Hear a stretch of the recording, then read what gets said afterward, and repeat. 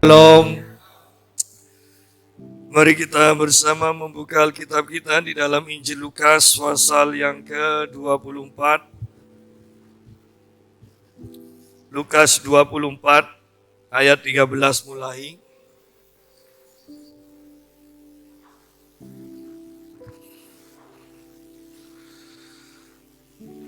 Pada hari itu juga dua orang dari murid-murid Yesus pergi ke sebuah kampung bernama Emmaus yang terletak kira-kira 7 mil jauhnya dari Yerusalem. Dan mereka bercakap-cakap tentang segala sesuatu yang telah terjadi. Ketika mereka sedang bercakap-cakap dan bertukar pikiran, datanglah Yesus sendiri mendekati mereka lalu berjalan bersama-sama dengan mereka. Tetapi ada sesuatu yang menghalangi mata mereka sehingga mereka tidak dapat mengenal Dia. Yesus berkata kepada mereka, "Apakah yang kamu percakapkan sementara kamu berjalan?" Maka berhentilah mereka dengan muka muram. Seorang dari mereka namanya Kleopas menjawabnya, "Adakah engkau satu-satunya orang asing di Yerusalem yang tidak tahu apa yang terjadi di situ pada hari-hari belakangan ini?" Katanya kepada mereka, "Apakah itu?" Jawab mereka, "Apa yang terjadi dengan Yesus orang Nazaret. Dia adalah seorang nabi yang berkuasa dalam pekerjaan dan perkataan di hadapan Allah dan di depan seluruh bangsa kami. Tetapi imam-imam kepala dan pemimpin-pemimpin kami telah menyerahkan Dia untuk dihukum mati dan mereka telah menyalibkannya.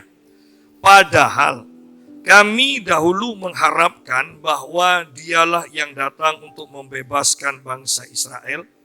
Tetapi sementara itu telah lewat 3 hari sejak semuanya itu terjadi. Tetapi beberapa perempuan dari kalangan kami telah mengejutkan kami.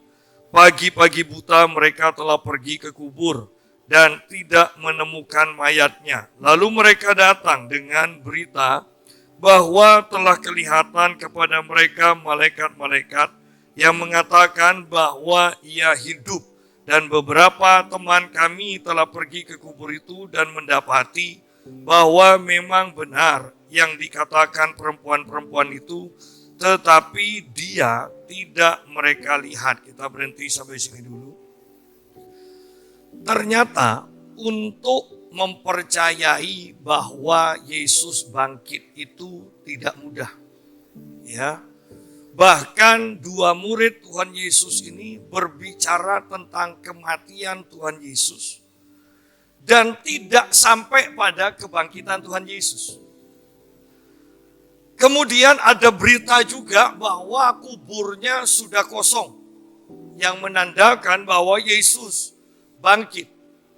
Tetapi ada beberapa yang percaya bahwa tubuh Yesus atau mayat Yesus itu dicuri, bukannya dibangkitkan.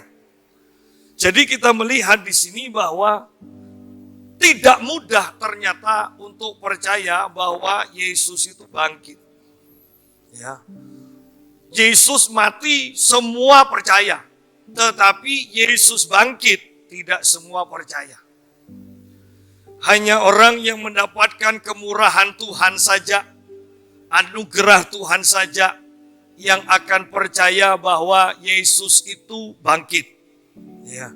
Berarti kita ini harus sungguh-sungguh bersyukur bahwa kita percaya Yesus yang mati itu sudah dibangkitkan. Sehingga ada harapan bagi kita semua. Nah, kita lihat cerita di sini bahwa 2 murid, dikatakan ada 2 murid. Tentunya bukan ke-12 rasul. Di sini ini murid yang lain. Karena Yesus mempunyai 12 rasul, ada 70 murid juga, ya. Dan ayat 14 dikatakan mereka bercakap-cakap tentang segala sesuatu yang telah terjadi. Ketika mereka sedang bercakap-cakap dan bertukar pikiran, datanglah Yesus sendiri mendekati mereka lalu berjalan bersama-sama dengan mereka. mereka bercakap-cakap tentang segala sesuatu yang terjadi. Tentang Yesus yang mengadakan mujizat, tentang Yesus yang disalibkan dan kemudian mati, tentang pengharapan mereka yang ternyata sirna, pengharapan yang sia-sia, mengharapkan bahwa Yesus akan memimpin mereka, menjadi raja mereka, menyelamatkan mereka, ternyata sia-sia. Mereka mengerti kebenaran yang terjadi. Mereka mengerti itu, bahkan mereka bisa menceritakan, mereka bisa membahasnya dengan baik, dan tidak ada kesalahan dalam pembahasan mereka. Tetapi saya mau katakan, mereka membahas tentang Yesus, tetapi pengharapan mereka hilang. Mereka membahas tentang Yesus, tetapi mereka tidak bisa lagi mengharapkan dari Yesus. Wow, itu sangat menyedihkan. Kita mengenal Yesus sebagai penyembuh, tetapi sepertinya sekarang sukar orang untuk mengharapkan kesembuhan dari Tuhan. Sukar. Kita mengenal Yesus sebagai Jehovah Jireh, tetapi sepertinya sukar untuk mengharapkan Dia menyediakan, mencukupi segala kebutuhan kita. Banyak orang yang seperti itu. Mengerti, bisa menceritakan, bisa membahas dengan benar. Tetapi, apakah mereka punya pengharapan sungguh? Ternyata tidak. Bahkan di sini dikatakan begini. Ayat yang ke-15. Ketika mereka sedang bercakap-cakap dan bertukar pikiran, datanglah Yesus sendiri mendekati mereka lalu berjalan bersama-sama dengan mereka. Tetapi ada sesuatu yang menghalangi mata mereka sehingga mereka tidak dapat mengenal Dia. Yesus berkata kepada mereka, apakah yang kamu percakapkan sementara kamu berjalan? Maka berhentilah mereka dengan muka muram. Perhatikan, mukanya muram. Kenapa? Pengharapan mereka kandas. Kebenaran yang mereka ketahui ternyata tidak cukup sebelum kebenaran itu membuka mata rohani mereka. Berapa banyak orang yang mengerti kebenaran, mempelajari kebenaran, tetapi tetap mata rohani mereka tertutup sehingga mereka tidak pernah bisa mengalami akan kebenaran yang mereka ketahui.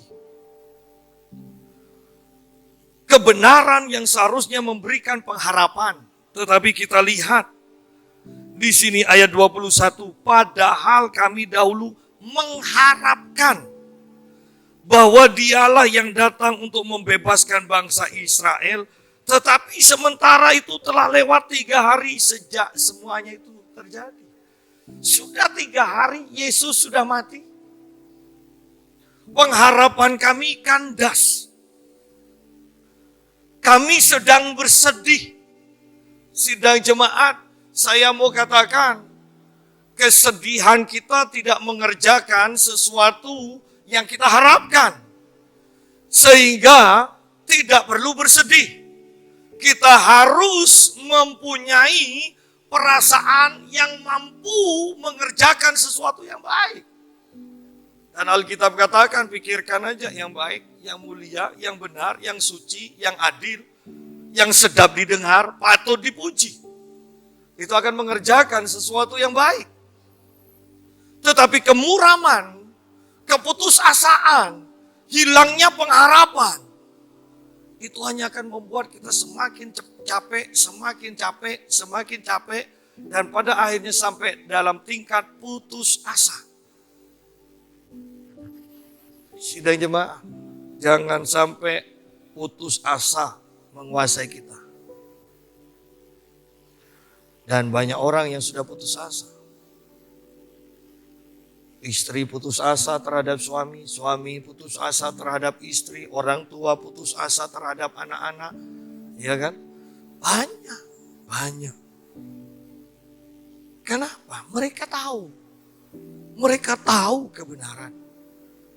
Bahkan kalau kita mau jujur di luar Kristen pun, berapa banyak orang yang mengikuti seminar-seminar bagaimana rumah tangga itu, ya kan? Bisa dijalin menjadi keluarga yang harmonis. Tetapi ternyata pengetahuan mereka pun yang mereka dapat dengan harga mahal karena membayar seminar itu pun nggak bisa diterapkan. Kenapa?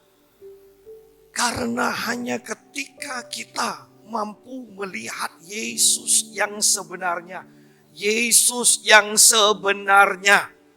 ya, baru kita punya pengharapan.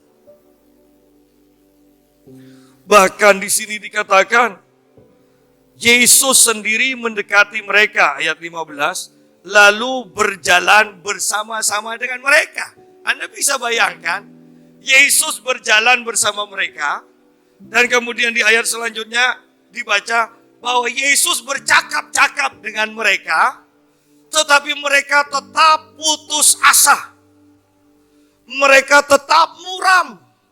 Mereka sedih. Untungnya kasih mereka itu tetap ada. Buktinya ketika Yesus itu mau berjalan untuk pura-pura pergi meninggalkan mereka, mereka katakan, Tuhan, ini sudah malam, tinggallah bersama kami. Untungnya kasihnya masih ada. Saudara jemaat, jangan sampai kita kehilangan kasih. Karena kasih tidak pernah gagal. Kasih menutupi segala dosa. Kasih itu panjang sabar. Kasih itu murah hati. Di dalam kasih tidak ada penghukuman. Para murid di sini dikatakan, datanglah Yesus sendiri mendekati mereka, lalu berjalan bersama-sama dengan mereka. Berapa banyak orang Kristen bahkan yang ketika dalam masalah merasa Tuhan tinggalkan. Merasa mereka berjuang sendiri. Tetapi ingat ayat ini, Yesus sendiri mendekati mereka, Yesus mendekati kita, Yesus berjalan bersama kita. Tetapi yang terpenting adalah ini. Tetapi ada sesuatu yang menghalangi mata mereka sehingga mereka tidak dapat mengenal Dia. Bahwa kemuraman kita, keputusasaan kita akan membuat kita tidak mampu melihat Yesus dengan jelas. Ingat ketika para murid di atas laut yang bergelora, dan karena mereka takut, mereka putus asa, mereka kelelahan karena mendayung begitu lama tidak nyampe-nyampe. Pikiran mereka sudah mati, ini tenggelam. Ya. Bahkan ketika Yesus datang, dan saya mau katakan lagi, Yesus datang untuk menolong, mereka katakan itu hantu. Oh, ini jelas-jelas di hadapannya.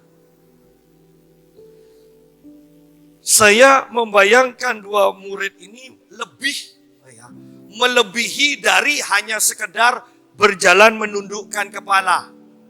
Ngomong, Yesus ngomong, mereka juga menyauti, tetapi mereka tidak lihat Yesus. Kenapa? Karena sedihnya. Mereka sudah tidak menatap ke depan lagi. Untungnya mereka masih hafal jalan untuk pulang. Ya kan? Tetapi saya membayangkan mereka menundukkan kepala. Mereka berjalan sambil menundukkan kepala. Mereka berbicara dengan Yesus tetapi mereka tidak menatap wajahnya. Itu secara jasmani. Tetapi secara rohani ada sesuatu yang menghalangi mata mereka. Dikatakan. Sehingga mereka tidak dapat mengenal Dia. Berapa banyak orang tidak bisa mengenal Tuhan. Ya. Ketika Tuhan sembuhkan kita melalui dokter. Yang kita beritakan adalah, wah dokter A itu yang ampuh. Nanti kalau ada kenalannya yang sakit, percayalah pada saya. Yang diperkenalkan terlebih dahulu adalah nama dokter itu, bukan nama Yesus. Banyak orang tidak mengenal. Para murid ini dikatakan mereka bercakap-cakap tetapi tidak mengenal Dia. Tuhan banyak melakukan kebaikan kepada kita. Tuhan menyembuhkan, Tuhan menyediakan, Tuhan membuat mujizat. Saya berikan tanda kutip, mujizat yang tidak terlalu wah. Tetapi namanya dompet kosong, ada yang ngajak makan kita kan, itu seharusnya mujizat. Ya kan? Seringkali kita tidak mengenal bahwa itu pun Tuhan yang berkarya. Itu pun membuktikan bahwa Tuhan bersama kita. Dan kita sukar untuk bersyukur. Kenapa? Karena ada sesuatu yang menghalangi mata rohani kita untuk melihat Tuhan, untuk mengenal pekerjaannya, untuk mengenal jalan-jalannya. Ada sesuatu. Kenapa kita sedih? Kenapa pengharapan kita hancur dan kita sedih? Kenapa kita putus asa? Karena perhatikan kata-kata para murid ini. Ayat 21, padahal kami dahulu mengharapkan. Padahal dahulu kami. Ketika fokus kita diri sendiri, kita gampang putus asa.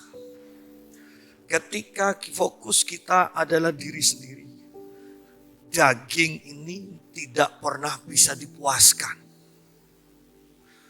Bahkan berapa banyak konglomerat yang merasa sepi. Kenapa? Karena daging tidak pernah bisa dipuaskan. Sehingga bahkan ketika Yesus berjalan bersama kita, di dekat kita, berkarya, menolong kita, kita tidak bisa mengenalnya. Kenapa? Karena fokus kita bukan Tuhan, fokus kita adalah diri sendiri. Wow, ini menyedihkan. Berapa banyak sidang jemaat yang menangis ketika kita tahu diri kita berdosa dan membuat Tuhan sedih. Dibandingkan ketika kita punya banyak hutang dan tidak mampu membayarnya. Dibandingkan ketika kita sakit dan tidak sembuh-sembuh. Dibandingkan ketika keluarga kita hancur dan tidak segera ada pemulihan.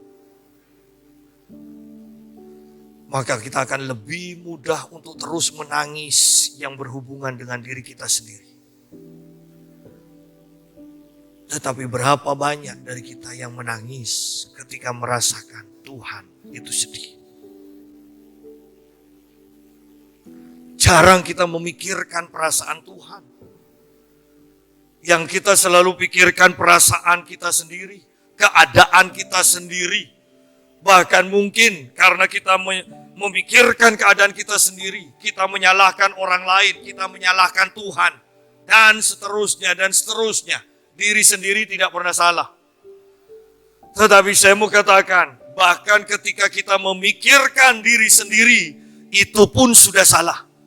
Kenapa? Karena ketika kita fokus pada diri sendiri, tetapi ada sesuatu yang menghalangi mereka. Ada sesuatu yang menghalangi mereka. Ayat 31 dikatakan, ketika itu terbukalah mata mereka dan mereka pun mengenal Dia. Kapan? Ketika mereka menerima roti, mereka baru melihat Yesus. Ketika mereka mau mengambil roti itu, mereka melihat, wow, ini Yesus. Dari awal mereka selalu menunduk, selalu menangisi diri sendiri.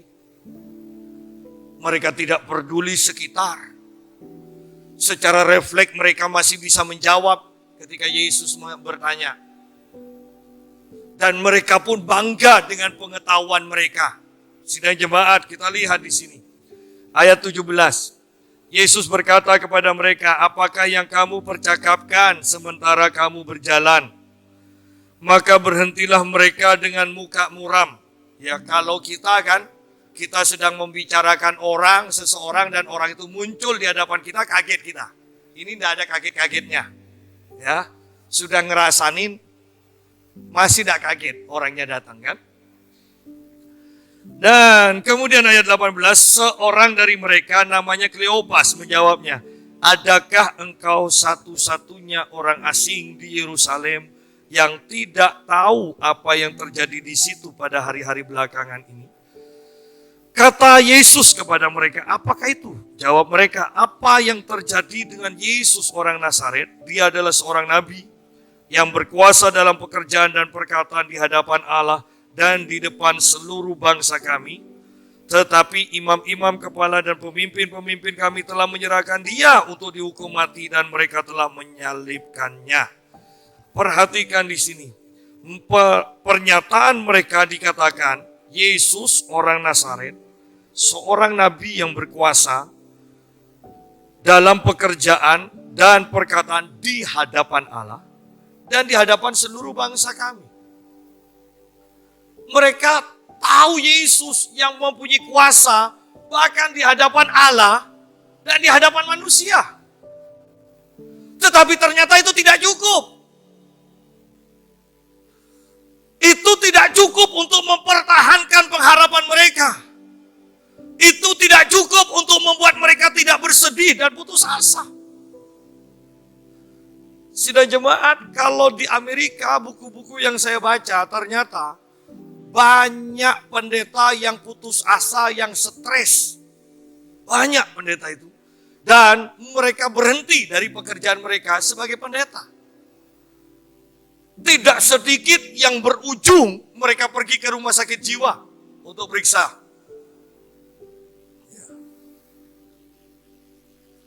Bahwa sekedar pengetahuan tentang Yesus itu tidak menyelamatkan. Walaupun dengan pengetahuan kita mendapatkan titel STH, Master Teologia, Doktor Teologia, Profesor Teologia. Belum tentu itu akan menyelamatkan kita. Bahkan Pastor Reinhard Bonnke mengajarkan pengajaran ini. Yesus berdoa untuk memilih 12 muridnya. Dikatakan semalam-malaman dia berdoa. Hanya untuk memilih 12 murid. Seharusnya kan gampang kan? Tidak usah berdoa 12 jam. Tidak perlu. Cari aja yang bertitel. Kalau kita kan bertitel. Yang kaya. Yang pengalaman. Gampang. Ada apa berdoa? Tetapi Reinhard Bonnke mengatakan, kira-kira apa yang Tuhan katakan? Doakan. Jadilah kehendakmu, bukan kehendakku. Keinginan manusianya memilih orang yang kaya, orang yang pandai, orang yang terhormat, orang yang berpengalaman. Tetapi keinginan Bapa adalah memilih orang yang nol, dikatakan. Orang yang nol. Orang-orang buangan semua yang dipilih. Bagaimana Daud mempunyai pahlawan, 600 pahlawan yang gagah perkasa. Yang bahkan salah satunya bisa mengalahkan 800 orang.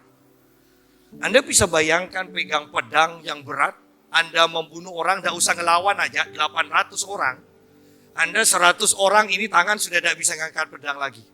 Tetapi salah satu dari pahlawan Daud bisa mengalahkan 800 orang. Itu perang loh. 800 orang. Dan mereka semua awalnya dari gelandangan, orang yang terlibat hutang piutang tidak bisa bayar. Itu yang dilatih oleh Daud. Dan sekarang dikatakan, Reinhard Bonnke mengatakan begini. Dalam pewahyuannya dia mengatakan, Bapa menyuruh Yesus mencari orang-orang yang nol, tidak ada nilainya. 12 jam. Hanya untuk memilih orang yang tidak terkenal, tidak kaya, tidak bisa apa-apa. Nol. Tetapi kemudian Reinhard Bonnke katakan begini, 0 ditambah 1, Yesus di depannya, itu menjadi 10. Tambah 0 lagi, itu menjadi 100. Tambah 0 lagi, itu menjadi 1000. Bahkan 0 yang paling terakhir itu yang paling berharga dikatakan. Sidang jemaah, oleh karena itu di akhir zaman ini, Tuhan tetap mencari orang-orang yang 0 untuk ditambahkan kepada bilangan itu. Tuhan sedang mencari orang-orang yang 0 untuk ditambahkan kepada bilangan itu. Sehingga bilangan itu bukan hanya bertambah, tetapi berlipat. Bilangan itu akan berlipat. Bilangan itu akan berlipat. Sidang jemaah, ketika kita mengenal Tuhan, inilah yang terjadi. Inilah yang terjadi. Titel tidak akan membuat kita secara otomatis mengenal Tuhan. Hanya ketika kita menanggalkan diri kita, mata rohani kita akan terbuka dan mengenal Tuhan. Berapa banyak kita terjebak. Sekarang sekolah Alkitab, hanya S2 yang bisa mengajar S1. Hanya S3 dan profesor yang bisa mengajar mungkin S2. Tetapi pertanyaan, apakah mereka sudah pernah tinggal di gunung yang kudus itu berhadapan muka dengan Tuhan? Selama mereka tidak mempunyai pengalaman kudus bersama Tuhan, saya mengatakan mereka tidak pernah terisi oleh Tuhan. Dan mereka tidak mempunyai kuasa untuk mengimpartasikan apa yang mereka tidak pernah alami. Mereka bisa mengajar, iya. Tetapi saya mau katakan mereka tidak bisa mengimpartasikan apa yang mereka tidak miliki. Di akhir zaman, dibutuhkan orang-orang yang 0. Yang akan ditambahkan dengan Tuhan sendiri depannya. Oleh karena itu Daud mengatakan, Tuhan adalah gembalaku, itu cukup. Selama Tuhan gembala yang berarti ada di depan, maka Daud mengatakan, aku tidak akan kekurangan. Seringkali kita tidak menyadari ini dan menganggap diri kita bisa. Aku mampu, aku mampu. Tetapi saya mau katakan, tanpa Yesus di depanmu, engkau tetap selamanya 0. Tidak bisa menjadi 10, tidak bisa menjadi 100. Tanpa Yesus ada di depan kita, selamanya kita 0. Tetapi ketika Yesus di depan kita, dan kita sekalipun 0, maka kita akan berdampak. Kita mempunyai harga. Sidang jemaah,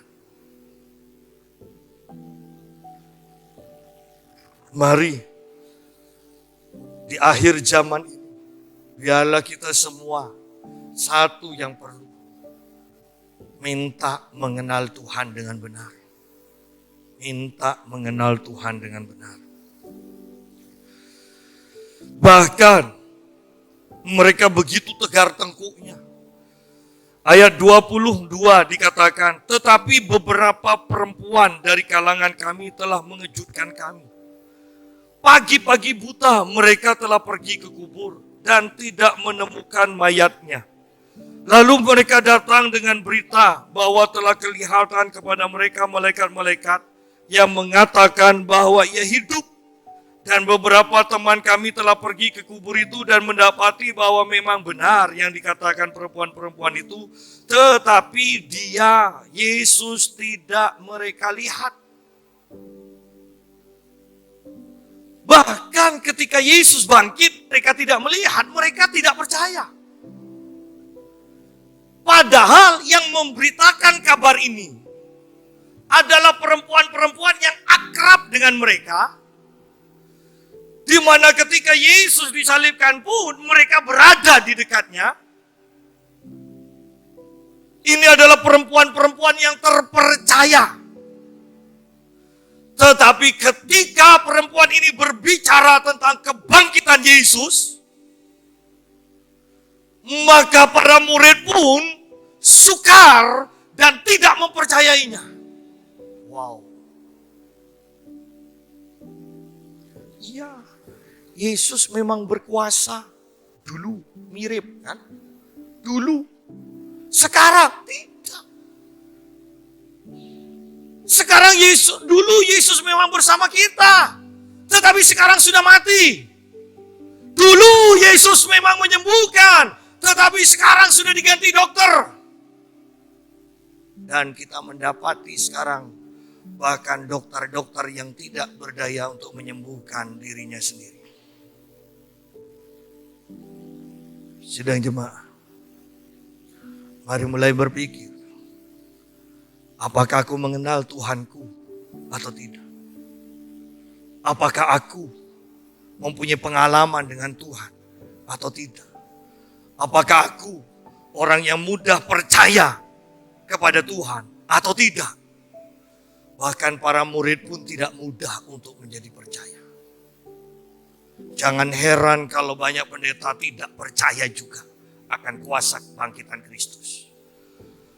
Mereka percaya bahwa Yesus adalah Tuhan. Ya, Tuhan yang menjadi manusia. Ya, mereka percaya bahwa Yesus adalah Tuhan yang mati bagi mereka. Ya, yang mengampuni dosa mereka. Ya, tetapi sukar untuk mereka percaya bahwa Yesus bangkit dan kuasa kebangkitannya bekerja dalam hidup kita.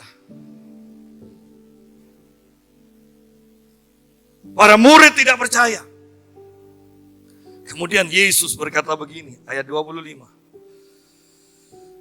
Lalu Yesus berkata kepada mereka, dua murid itu, hai kamu orang bodoh, betapa lambannya hatimu, sehingga kamu tidak percaya segala sesuatu yang telah dikatakan para nabi. Sidang jemaat, murid-murid ini tidak percaya apa yang dikatakan para nabi.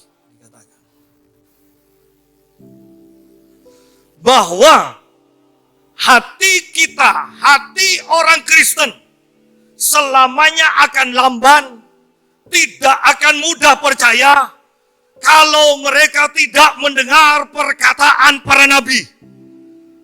Orang-orang Kristen tidak akan bertumbuh tanpa mereka diperlengkapi oleh pelayanan para nabi. Mata rohani mereka tidak akan bisa terbuka tanpa mereka mempercayai pelayanan para nabi. Pelayanan para nabi akan membuat hati kita cepat dalam menangkap akan firman Tuhan. Pelayanan para nabi tetap dibutuhkan hingga saat ini. Karena kita tahu banyak orang Kristen bahkan yang mata rohaninya tertutup. Dan Yesus katakan, kamu orang bodoh. Sudah selama ini jadi orang Kristen, masih tidak bisa apa-apa. Sudah selama ini jadi orang Kristen, tidak pernah mendengar suara Tuhan. Sudah selama ini menjadi orang Kristen, engkau tidak pernah melihat Tuhan. Sudah selama ini menjadi orang Kristen, engkau tidak mengerti rencana Tuhan. Sudah selama ini menjadi orang Kristen, engkau tidak pernah menyadari akan perbuatan Tuhan. Engkau bodoh. Berapa banyak orang bodoh di dalam gereja, bahkan hati mereka lamban untuk belajar. Hati mereka lamban untuk berubah sesuai dengan rencana Tuhan. Saya mau katakan, dibutuhkan pelayanan para nabi untuk menerobos itu. Dibutuhkan pelayanan para nabi. Bukan hanya satu nabi. Di sini dikatakan yang telah dikatakan para nabi. Para nabi. Saya dan istri saya Jumat lalu mendengarkan YouTube dari Bapak Stefan Agustinus. Dan istri saya katakan, kok sama ya? Kok sama? Rabu saya berbicara tentang kelima jawatan yang memperlengkapi. Dan Jumat barusan Bapak Stephen Agustinus berbicara tentang memperlengkapi juga. Dan ternyata ulasannya sama. Dan saya katakan kepada istri saya, syukurlah saya duluan nyampaikan. Kalau enggak kan disangka saya yang jiplak. Tetapi saya mau katakan yang saya pelajari. Bahwa nabi-nabi, rasul-rasul sekarang searah dengan pemikiran Tuhan. Mereka walaupun terpisah dengan jarak, saya mau katakan pesan dari Tuhan yang mereka tangkap adalah sama. Kita membutuhkan pelayanan para nabi untuk membuka mata rohani kita. Ayat 26. Bukankah Mesias harus menderita semuanya itu untuk masuk ke dalam kemuliaannya? Yang kedua adalah kita harus mengenal jalan-jalan Tuhan. Alkitab Perjanjian Lama selalu mengatakan bangsa Israel mengenal perbuatan Tuhan, tetapi Musa mengenal jalan-jalan Tuhan. Dan kalau kita perhatikan, kalau kita pelajari, Musa bukan secara otomatis mengenal jalan-jalan Tuhan, tetapi Musa meminta kepada Tuhan supaya Tuhan memperkenalkan jalan-jalannya. Pernahkah kita meminta, Tuhan, tunjukkanlah jalan-jalanmu kepadaku?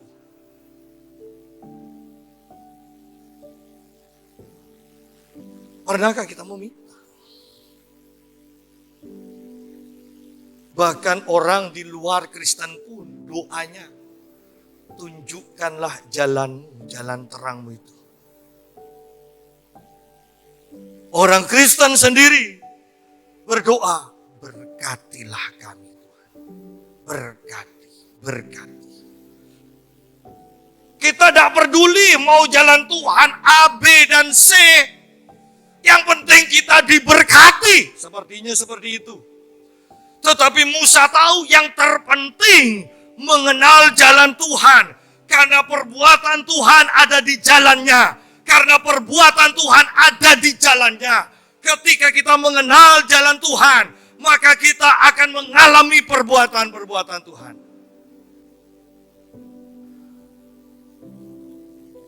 Bukankah Mesias harus menderita semuanya itu untuk masuk ke dalam kemuliaannya?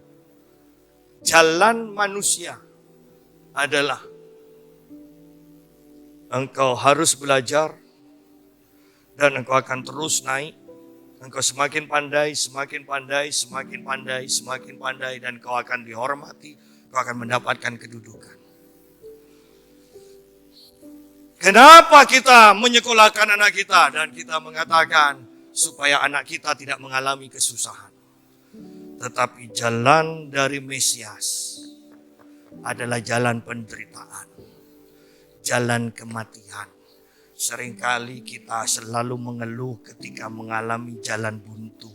Padahal kita sudah tahu ketika tidak ada jalan, Tuhan akan buka jalan.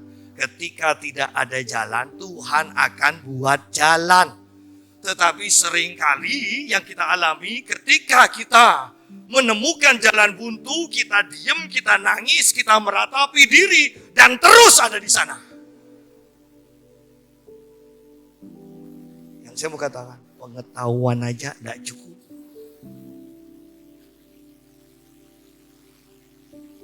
Pengetahuan aja tidak cukup. Berapa banyak orang tahu caranya jadi direktur dalam sebuah perusahaan, tetapi mereka tidak pernah jadi direktur.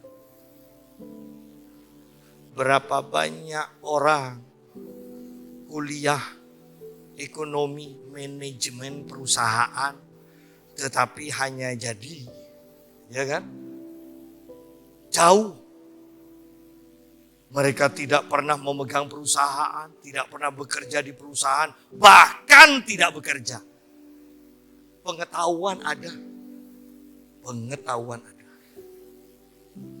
Sidang jemaat, bahwa semuanya itu tidak cukup. Sekarang yang kedua, mengenal jalan-jalan Tuhan. Kita harus sungguh-sungguh berdoa, minta Tuhan tunjukkan jalan-jalan-Mu. Biarkan aku mengenal jalan-jalan-Mu. Yang ketiga ayat 27 dikatakan, lalu Yesus menjelaskan kepada mereka apa yang tertulis tentang Dia dalam seluruh kitab suci. Mulai dari kitab-kitab Musa dan segala kitab nabi-nabi. Yesus menjelaskan bahwa kita sungguh-sungguh harus mengalami pengajaran firman Tuhan seutuhnya. Dimulai dari kitab Musa, kata Tuhan. Yesus sendiri berkata, dimulai dari kitab Musa. Yesus mengajar mulai dari kitab Musa. Kitab Musa itu apa? Kejadian, Keluaran, Imamat, Bilangan, Ulangan. Itu kitab Musa. Dan segala kitab para nabi. Selanjutnya itu adalah ditulis nabi-nabi. Mau dilanjutkan lagi ke perjanjian baru. Rasul dan nabi berkolaborasi di sini. Intinya bahwa kita harus mendapatkan pengajaran dari seluruh firman Tuhan ini. Tidak boleh sebagian. Tidak boleh. Kita harus diajar bahkan dari penciptaan semula, dari kejatuhan manusia, dari penebusan.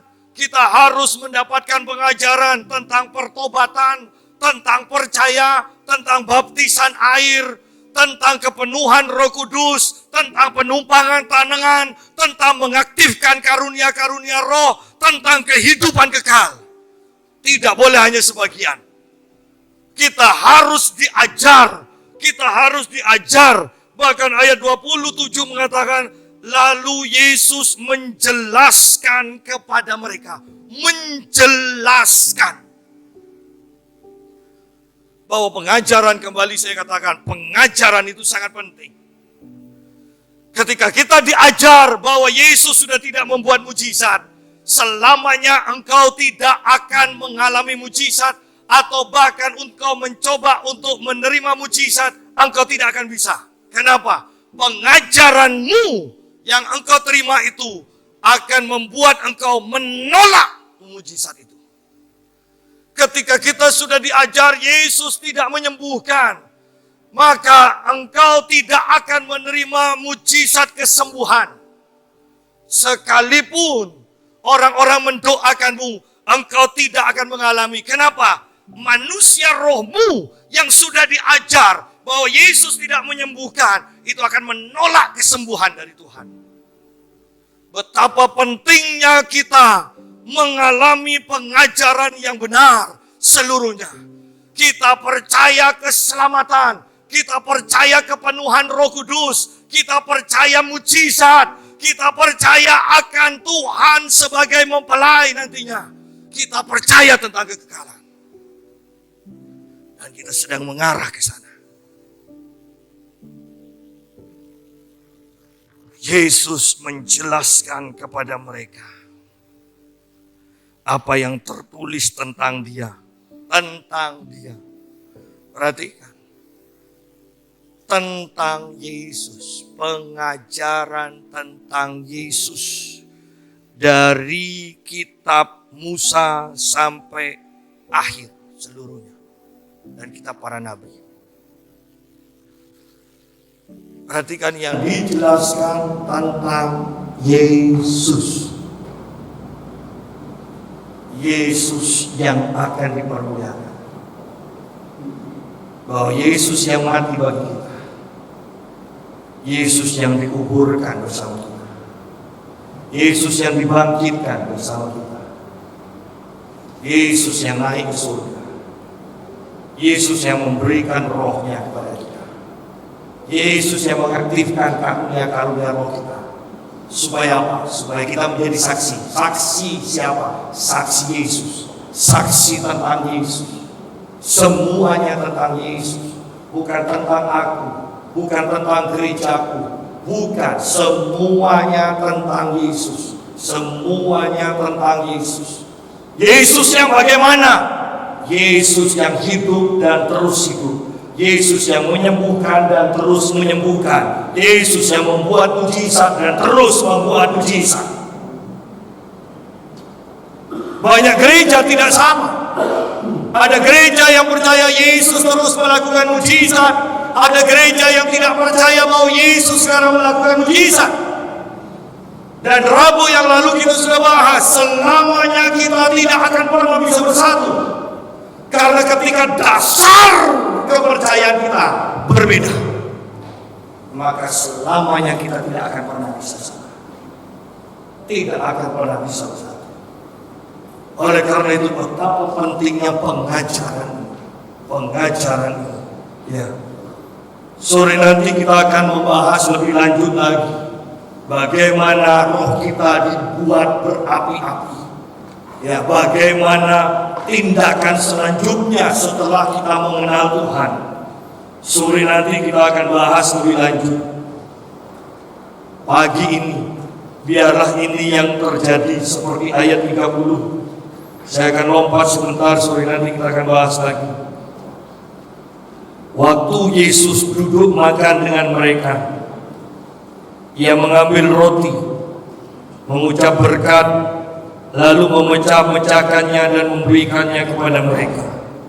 Ketika itu terbukalah mata mereka dan mereka pun mengenal